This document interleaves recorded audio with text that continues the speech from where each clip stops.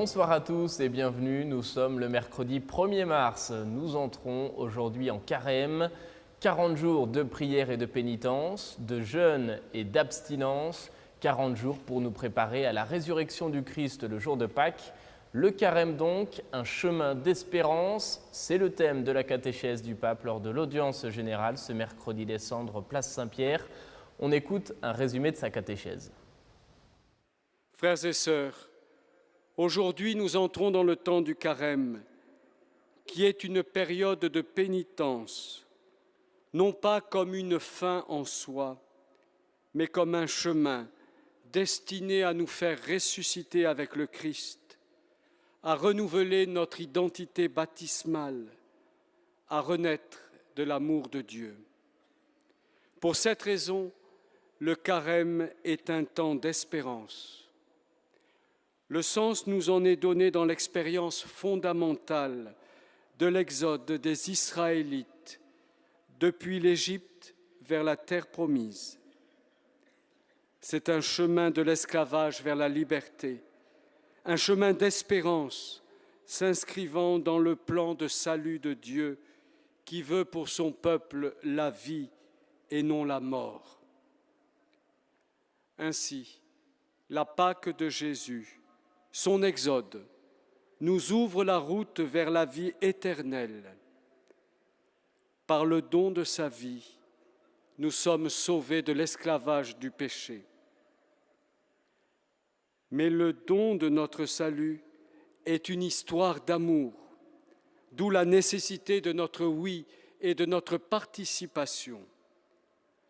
Si Jésus nous donne l'eau vive de son esprit, il nous incombe d'aller boire à sa source dans les sacrements, dans la prière, dans l'adoration.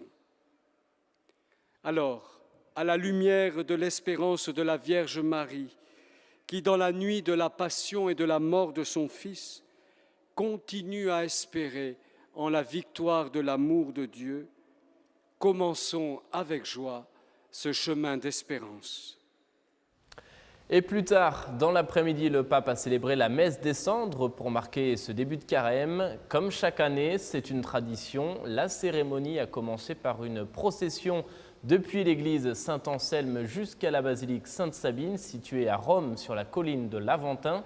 C'est donc là-bas, au cours de la messe, que le Saint-Père a prononcé son homélie. On écoute un résumé.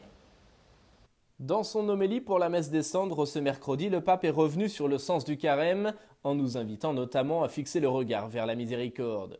Le carême, a-t-il dit, c'est un chemin qui nous conduit à la victoire de la miséricorde sur tout ce qui cherche à nous écraser. Le Saint-Père propose alors de suivre durant 40 jours la route de l'esclavage à la liberté, de la souffrance à la joie et de la mort à la vie. Le carême, poursuit encore le pape, est un temps pour dire non. Non à l'asphyxie de l'esprit par la pollution causée par l'indifférence. Non à la pollution intoxicante de paroles vides et qui n'ont pas de sens. Non à l'asphyxie d'une prière qui nous tranquillise la conscience, d'une aumône qui nous rend satisfaits, d'un jeûne qui nous fait nous sentir bien. Pour se libérer de cette asphyxie dont nous n'avons plus conscience, le pape François invite à ouvrir notre cœur au souffle de Dieu, capable de transformer notre poussière en humanité.